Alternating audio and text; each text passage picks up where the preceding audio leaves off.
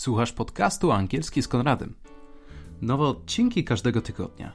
Jeśli chcesz popracować nad płynnością, nabrać odwagi do konwersacji, skorygować często popełniane błędy, bądź poznać skuteczne metody nauki, ta audycja jest dla Ciebie. Remember, you're not at school, so chill out, kick back, and enjoy yourself. Let's begin.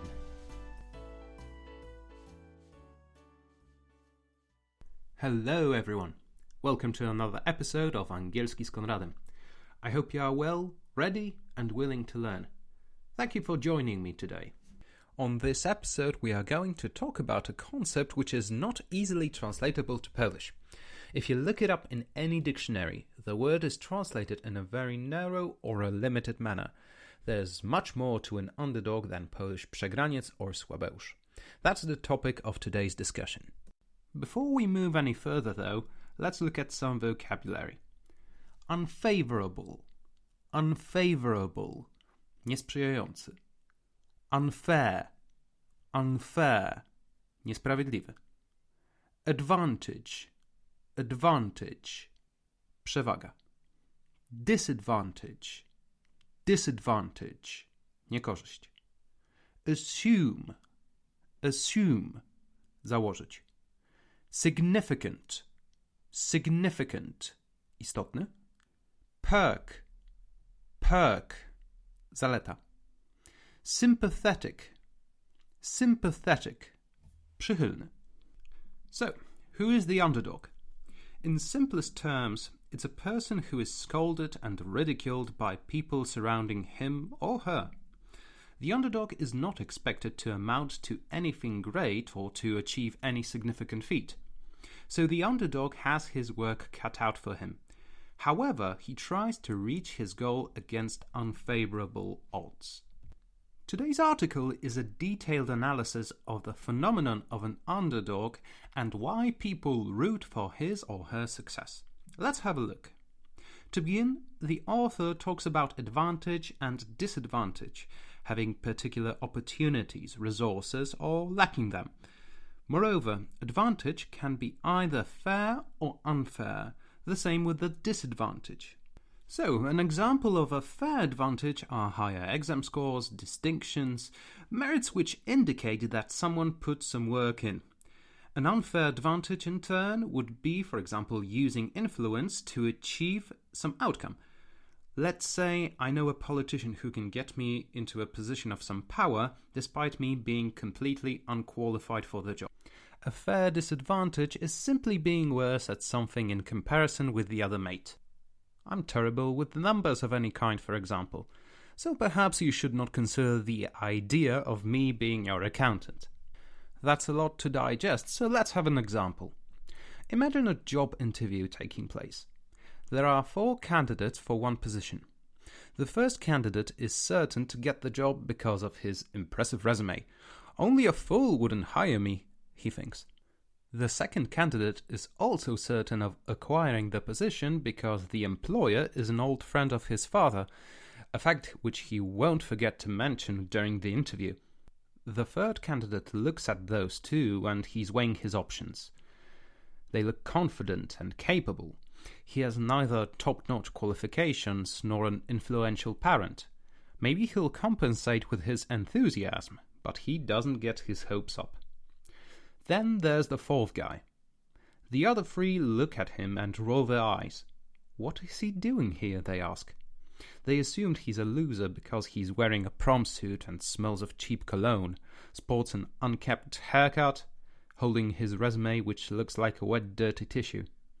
He's more qualified for the position than any other person in the room, but he's probably not going to get the job. He looks like a bum, and everyone assumes he is one. The fourth person is our underdog. Someone being looked down upon because of his social background, financial situation, disability, or going through a rough patch in life. The underdog is an individual who is unfairly disadvantaged, while usually being aware of the fact. But, against unfavorable odds, he's going to try anyway. Let's look at another hypothetical situation. The world of athletes is full of underdog stories. Imagine two runners who follow similar training regime. They keep to a similar diet, have access to similar training facilities and equipment. When a running competition is eventually held, they have the resources necessary to take part. They can pay the entrance fee, they can book a hotel, cover any traveling expenses and so on. They don't have to worry about anything other than their condition, their form, their focus. All of these perks make them even in regard to their opportunities. One is not unfairly advantaged over the other. The outcome is that one of them will be better because of their drive, their motivation, or a sheer stroke of blind luck. Nevertheless, the triumph of one athlete over the other would be considered fair under these conditions. The underdog, however, due to his unfair disadvantage, has his work cut out for him. He does not have access to the same facilities the other two athletes have. Of course he could give up. Of course he could go out there and say he's unfairly disadvantaged. Nobody would blame him for painting himself a victim. But he chooses not to. He chooses to challenge, intentionally or not only his opponents but also expectations, and he is expected to lose. According to studies mentioned in the article, the underdog's struggle, the unfair disadvantage they have to overcome, evokes an emotional response much stronger than in a case of an individual disadvantaged fairly. The participants also found the underdog more physically appealing, while having a more pleasant personality which made them more sympathetic towards him. While the word underdog may not be translatable, the idea is universal. We love the underdog because we see a little bit of him in us. We can relate to him, since most of us have been treated unfairly at some point in our lives. Maybe we hope to have the same drive as he or she does. That also speaks volumes about human nature. We are naturally repulsed by an idea of an unfair disadvantage, more of a reason to root for the underdog. Next time we will look at some examples of underdogs in films. Thank you for listening. In case you had forgotten, here's the revision of vocabulary for this episode with some example sentences.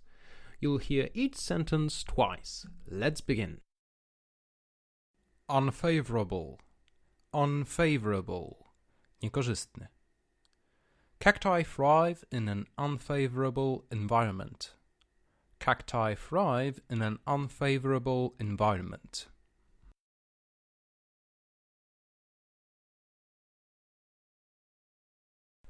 Unfair. Unfair. Niesprawiedliwy. The fact that Josh was paid more for the same amount of work was completely unfair.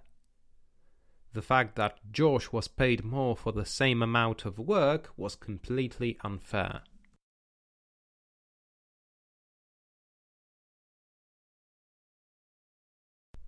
Advantage.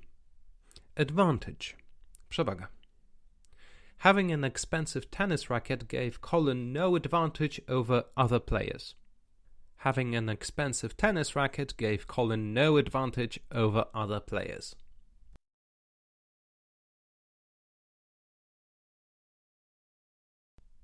Disadvantage. Disadvantage. Niekorzyść. Growing up in a poor community is not necessarily a disadvantage. Growing up in a poor community is not necessarily a disadvantage.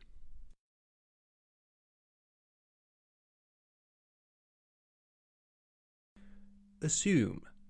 Assume. Założyć.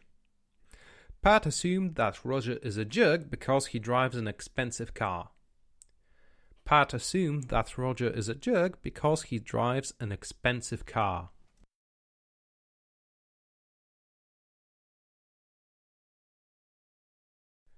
Significant. Significant. Istotny. Einstein's theories were very significant for science. Einstein's theories were very significant for science.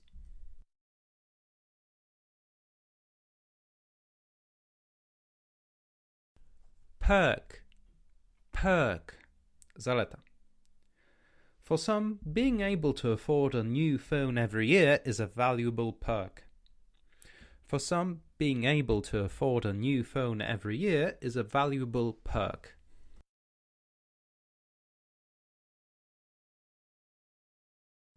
Sympathetic.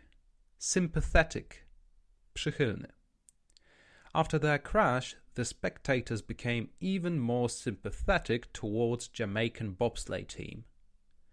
After their crash, the spectators became even more sympathetic towards Jamaican bobsleigh team. After their crash, the spectators became even more sympathetic towards Jamaican bobsleigh team.